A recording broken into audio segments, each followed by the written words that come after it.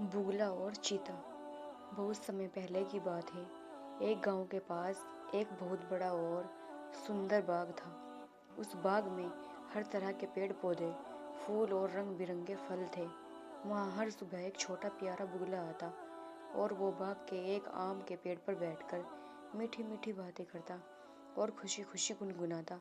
एक दिन बाग के किनारे एक बूढ़ा और कमजोर चीता आया। वो बहुत भूखा और प्यासा था और चलने में भी मुश्किल हो रही थी। चीता बाग के पास पहुंचा तो बुगले ने उसे देखा और तुरंत उसके पास आया।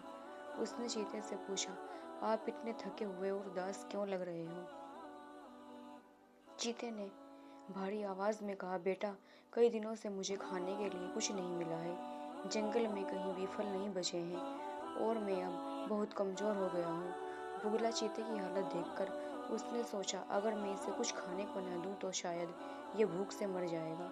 बुगले ने झट से आम के पेड़ की ओर देखा और एक पका हुआ आम तोड़कर चीते को दे दिया।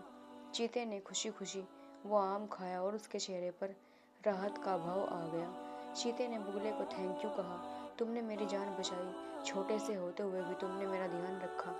बुगले ने मुस्कुराते हुए कहा, मदद करने के लिए बड़ा या छोटा होना जरूरी नहीं है, बस दिल में दूसरों की भलाई का भाव होना चाहिए। कमजोर चीते ने उस दिन से बुगले को अपना दोस्त मान लिया। वो अक्सर बाग में आता और दोनों साथ बैठकर बातें करते।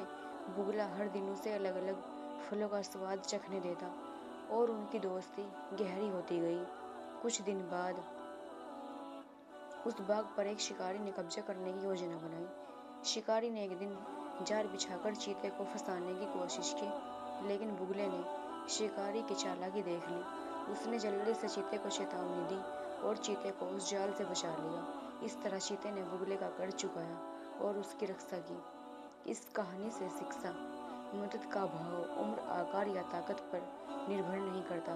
एक छोटे से बुगले ने भी अपनी दयालुता और समझदारी से बड़े चीते की मदद की। सच्चे दोस्त हमेशा एक दूसरे का साथ निभाते हैं और मुश्किल घड़ी में एक दूसरे का सहारा बनते हैं।